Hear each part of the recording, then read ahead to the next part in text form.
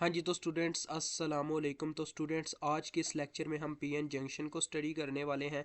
तो PN junctions mean जो semiconductor doping के साथ हमारा बनता है पीएन जंक्शन बन जाता है, यानी कि डोपिंग करने के बाद पी और एन आपस में मिल जाते हैं, जिससे तो अगर आप उसकी शेप देखना चाहें तो ये हमारे पास शेप है। देखें, डोपिंग हो चुकी हुई है जिसके साथ पी टाइप सिलिकॉन इस साइड पे आ गए हैं और एन टाइप सिलिकॉन इस साइड पे है। ठीक है, जैसा कि आप जानते हैं पी टाइप होल्स होते हैं जिन पे पॉजिटिव चार्ज होता है और एन टाइप इलेक्ट्रॉन्स होते हैं जिन पे नेगेटिव चार्ज होता है।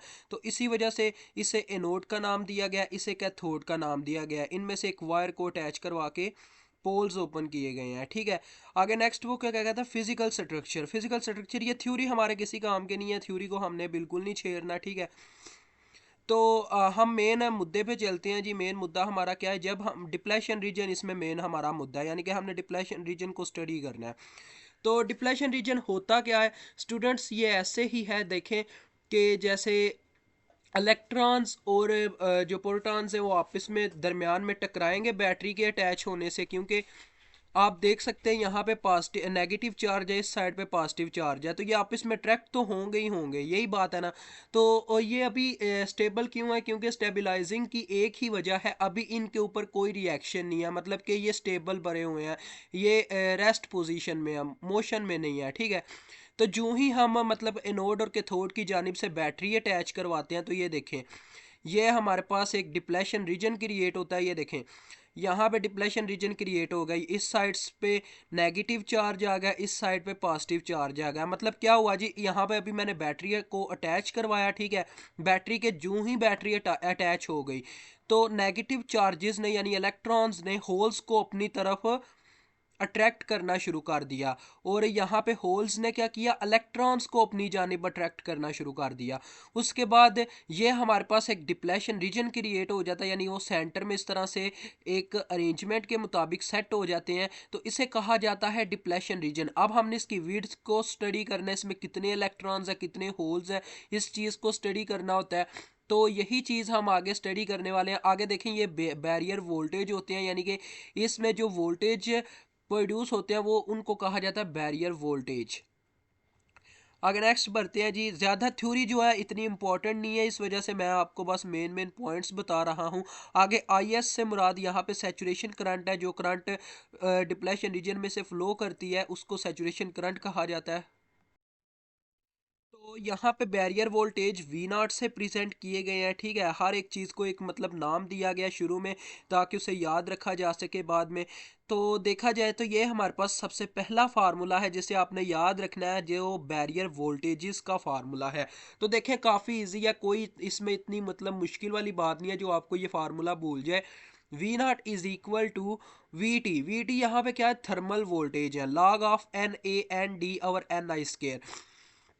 तो इसको याद इस तरह से भी रखा जा सकता है। देखें, ये एन ए एक्सेप्टर एटम हो गया। एक्सेप्टर कौन से होते हैं एटम, एक्सेप्ट सिर्फ होल्स जो होते हैं वो एक्सेप्ट करते हैं इलेक्ट्रॉन को। ठीक है, और डोनर कौन होते हैं, जो डोनेट करते हैं। डोनेट कौन चार्ज करता है, इलेक्ट्रॉन्स ही हमेशा डोनेट होता है।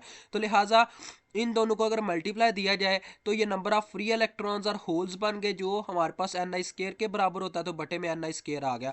तो ये आपका फर्स्ट फार्मूला जो आज की इस वीडियो में आपने याद रखना है अपने नेक्स्ट न्यूमेरिकल के लिए। ठीक है, उसके बाद स्टूडेंट्स पता क्या करेंगे, आपके लिए न्यूमेरिकल को कुछ सिंपलीफिकेशन के साथ हल करवाएंगे ताकि आपको मुश्किल पेश ना आए उसे समझने में। तो नेक्स्ट आप ये देख सकते हैं, यहाँ पे सैचुरेशन करंट फ्लो कर रही है और इस साइड पे डिफ्यूजन करंट फ्लो कर रही है, और ये उन्होंने डिप्लेशन रीजन दिया हुआ है। ठीक है, यहाँ पे माइनस एक्स पी और एक्स एन। तो आगे बढ़ते हैं जी। आगे हमारे लिए क्या इंफॉर्मेशन है इसमें, आगे स्टूडेंट ये दो आपके लिए फार्मूलाज हैं, एक ये वाला और एक ये वाला। ठीक है, तो इसमें मतलब कि क्या फ़र्क है और ये कैसे आप याद रख सकते हैं, मैं आपको ये चीज़ बताता हूँ। तो सबसे पहली बात, आपने ये फार्मूलाज तो पढ़े थे, एक तो एन टाइप में था और था पी टाइप डोप्ड सिलिकॉन में। ठीक है, तो ये वही फार्मूलाज हैं, बस यहाँ पे नॉट का इस्तेमाल किया गया, यहाँ पे ज़ीरो लिखा गया। देखें, एन पी की बात आई तो एक्सेप्टर एटम बटे में चला गया, और अगर यहाँ पे पी एन की बात आई तो डोनर एटम बटे में चला गया, यानी कि ये एन टाइप के लिए फार्मूला है और ये पी टाइप के लिए है। तो आपको पता है पी टाइप में क्या होता है जी, पी टाइप में हमने इलेक्ट्रॉन्स फाइंड आउट करने होते हैं, और पी जो पी होता है वो एक्सेप्टर एटम होता है। अभी आपको इनकी समझ नहीं आ रही होगी, फिर भी एक दफ़ा मैं आपके लिए रिवीजन करवा ही देता हूँ ऊपर जाके, ताकि आपका जो कंसेप्ट है वो टोटली तौर पे क्लियर हो। अब ये फार्मूलाज स्टूडेंट्स आ चुके हैं, बस आपके सामने ही है, ये हमने फार्मूलाज पढ़े हुए हैं। ये देखें, ये हमारे पास है पी एन, यानी कि number of holes in an type. तो एन टाइप में क्या होता है जी, एन टाइप में इलेक्ट्रॉन्स जो होते हैं वो डोनर एटम होते हैं, वो दोनों मल्टीप्लाई हो रहे होते हैं, जैसे ये ऊपर उन्होंने दिखाया हुआ है। एन एन बराबर होता है डोनर एटम के, क्योंकि इलेक्ट्रॉन्स ही हमेशा डोनेट होते हैं, तो इसी वजह से ये बटे में चला गया और उसे एन डी से रिप्लेस कर दिया गया। इसी तरह से आगे उन्होंने नंबर ऑफ होल्स, यानी इन पी टाइप की बात की है। पी टाइप में आपको पता है होल्स ज़्यादा होंगे, तो यानी कि ये क्या होगा जी, एक्सेप्टर एटम होगा। तो उसी तरह से ये दोनों आपस में मल्टीप्लाई हो रहे हैं, लेकिन पी टाइप की बात हो रही है, तो एन पी इधर ही रह गया और पी पी उधर जाके डिवाइड हो गया, और पी पी को रिप्लेस कर दिया गया किससे, एक्सेप्टर एटम से, क्योंकि ये अभी अभी ऊपर इक्वेशन में बताया गया कि ये एक्सेप्टर एटम होता है। तो यही चीज़ यहाँ पे है, बस वो नॉट का इस्तेमाल कर रहा है। ये आपको कह लें कि थोड़ा बहुत कंफ्यूज करता है, लेकिन आपके लिए इतना कंफ्यूज नहीं होना चाहिए आपके लिए, क्योंकि आपने अगर इसे पढ़ा है पीछे तो आपको ये याद होना चाहिए। तो देखें, अब पॉजिटिव चार्ज है, ठीक है, ये पॉजिटिव रीजन है, ये नेगेटिव रीजन है। तो पॉजिटिव रीजन का जो चार्ज है उसने उसको कैलकुलेट करने का फार्मूला लिखा है। तो फार्मूला क्या है जी, उसका एरिया, यानी ये कितना एरिया है, उसके बाद कूलम्स चार्ज, यानी 1.6 multiply by 10 power minus 19 Coulomb's, और एन डी। अब ये एन डी ही क्यों लिखा गया है, ये चीज़ आती है जहन में। अब ये रीजन है स्टूडेंट्स एक्स एन का, यानी कि एन टाइप का। तो एन टाइप की ज़रा आप ध्यान दें, ये एन टाइप है हमारे पास, यहाँ पे एन डी पाया जाता है, यानी कि ये डोनर डोनर एटम होता है। आपने इसको इस तरह से याद रखना है, एन टाइप में आपको पता है यानी इलेक्ट्रॉन्स हमेशा डोनेट होते हैं, इस वजह से यहाँ पे एन डी मल्टीप्लाई हो रहा है। तो ये पॉजिटिव चार्ज का फार्मूला है, और ये हमारे पास नेगेटिव चार्ज का फार्मूला है। अब देखें स्टूडेंट, जब जो इलेक्ट्रॉन्स होते हैं वो जब अपना मतलब कि कोई भी एक एटम, आपने अगर केमिस्ट्री पढ़ी है तो आपको पता ही होगा इस चीज़ का, जब कोई एटम अपना इलेक्ट्रॉन्स जो है वो मतलब कि फ्री करता है, खुद से डिस्चार्ज करता है, तो उसके ऊपर क्या आ जाता है, पॉजिटिव चार्ज आ जाता है। तो यहाँ पे भी यही हो रहा है कि इलेक्ट्रॉन्स ने क्या किया, यानी इलेक्ट्रॉन्स का जो रीजन था उन्होंने अपना एक इलेक्ट्रॉन डिस्चार्ज किया, जिसकी वजह से उनके चार्ज पॉजिटिव हो गया, और जो होल्स होते हैं उन्होंने इलेक्ट्रॉन्स को एक्सेप्ट किया। और ये भी केमिस्ट्री का एक कंसेप्ट है कि जो भी एटम कोई चीज़ एक्सेप्ट करता है, यानी इलेक्ट्रॉन एक्सेप्ट करता है, उस पर नेगेटिव चार्ज आ जाता है, लिहाजा इसका चार्ज नेगेटिव है। और उनकी आइडेंटिफिकेशन साथ में मल्टीप्लाई हो रही है, यानी कि एक्स पी में इलेक्ट्रॉन्स एक्सेप्ट होगा तो एक्सेप्टर एटम साथ में मल्टीप्लाई हो रहा है एन ए, और वहाँ पे डोनर डोनेट हो रहा है तो डोनर एटम मल्टीप्लाई हो रहा है। तो यही चीज़ है, आप इसको मतलब कि ज़्यादा टफ नहीं ले सकते, क्योंकि ये बहुत आसान है। अब एक और चीज़ इसमें बचती है, वो ये है कि हमें ये कैसे पता चलेगा स्टूडेंट के डिप्लेशन रीजन की विड्थ कितनी है, मतलब इसकी कितनी चौड़ाई है। देखें, इसकी एक चौड़ाई है, ठीक है, विड्थ है। तो विड्थ को भी कैलकुलेट करने का एक फार्मूला है हमारे पास, जो कि आपके सामने है। ये देखें, W is equal to X N plus X P. अब एक्स एन का क्या मतलब है, एक्स पी का क्या मतलब है, area of negative charge, area of positive charge, ठीक है। एक्स का ये मतलब है, एक्स का मतलब है एरिया। तो इन दोनों के एरिया को जमा करके ही हम डिप्लेशन रीजन की क्या फाइंड आउट कर सकते हैं, विड्थ फाइंड आउट कर सकते हैं। तो उसका क्या फार्मूला बनता है, 2 epsilon S our Coulomb's charge into 1 our acceptor atom plus 1 our donor atom multiply by barrier voltage। तो ये इसका एक फार्मूला है जिसे आपने याद रखना है, ठीक है जी। तो एप्सिलॉन एस की एक वैल्यू फिक्स होती है, जैसे एप्सिलॉन नॉट की वैल्यू होती है वैसे इसकी भी फिक्स होती है। आप चाहे एप्सिलॉन नॉट की वैल्यू याद रखें यहाँ पे या ना रखें, आपने एप्सिलॉन एस की वैल्यू याद रखनी है जो होती है 1.04 मल्टीप्लाई बाय 10⁻⁻12 फैरेड पर सेंटीमीटर।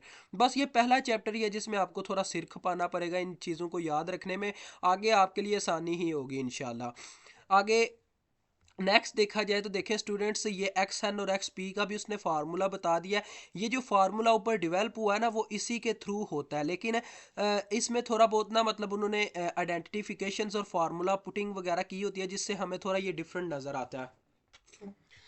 तो अब ज़रा ध्यान से देखिएगा, एक्स एन का जो फार्मूला है ये भी हमें फाइंड आउट करना पड़ता है न्यूमेरिकल्स के अंदर, तो ये भी फार्मूलाज आपने याद रखने हैं। इनको आप कैसे याद रख सकते हैं मैं आपको ये भी बता देता हूँ। अब एक्स एन देखें, ये एन टाइप की बात हो रही है। एन टाइप हमेशा क्या करती है, एन टाइप हमेशा इलेक्ट्रॉन डोनेट करती है और आगे एक्सेप्ट होता है, ठीक है। तो इसमें लिखा हुआ है इसका formula width multiply by acceptor atom over acceptor atom plus donor atom. इतना तो सेम ही है, देखें W over N A plus N D, यहाँ पे ये भी सेम ही है। ऊपर ये चेंजिंग आ रही है, ये क्यों चेंजिंग आ रही है इसको मैं आपको समझाता हूँ। देखें जो जब इलेक्ट्रॉन मतलब के कह लें कि इलेक्ट्रॉन्स यहाँ पे आपको डिप्लेशन रीजन ही देखना पड़ेगा, अदरवाइज ज़्यादा समझ नहीं सकेंगे। ये देखें ये डिप्लेशन रीजन है, ठीक है। एक्स एन की मैं बात करता हूँ, ये उन्होंने लिखा हुआ है एक्स एन का एरिया है, ठीक है, ये एक्स एन का एरिया है। तो यहाँ पे जो पॉजिटिव चार्ज है अब एन के करीब है, तो एन इसको क्या करेगा, एन इसको क्या करेगा जी, एक्सेप्ट ही करेगा। तो इसी वजह से एक्स एन के जो फार्मूले में एन ए ऊपर है देख लें, और एक्स पी क्या करेगा, उसके करीब नेगेटिव चार्ज है तो पॉजिटिव चार्ज उसकी तरफ अट्रैक्ट हो जाएगा, यानी एक्स पी डोनेट हो जाएगा, तो इस वजह से एन डी है। तो ये बिल्कुल भी एन पी और एन डी की तरह नहीं है, ये थोड़ा सा डिफरेंट हो जाता है। और ये लास्ट आपके पास फार्मूला बचता है जो क्यू है, यानी कि हमने अगर डिप्लेशन रीजन में जितना चार्ज है उसे कैलकुलेट करना हो तो कैसे कर सकते हैं। ये आपके पास फार्मूला है, ज़्यादा टफ नहीं है, बिल्कुल एज इट एज ही है। देखें ए क्यू यानी कि पहले एरिया उस डिप्लेशन रीजन का, फिर कूलम्स चार्ज, और फिर उसके अंदर एक्सेप्टर एटम और डोनर एटम, यानी क्या इन दोनों का पैरेलल कम्बिनेशन ही है, एन ए और एन डी का, ठीक है, पैरेलल कम्बिनेशन। और साथ में विड्थ मल्टीप्लाई हो रही है। आपको पता है पैरेलल कम्बिनेशन में क्या होता है, ऊपर मल्टीप्लिकेशन होती है नीचे सम होता है, तो ये वैसे एज इट एज वो ही चीज़ है। तो आगे आपका ये न्यूमेरिकल होगा, इंशाल्लाह आपको नेक्स्ट वीडियो में इसे समझाया जाएगा। अभी मैं इजाज़त चाहता हूँ जी, अल्लाह हाफिज़, अस्सलामु अलैकुम।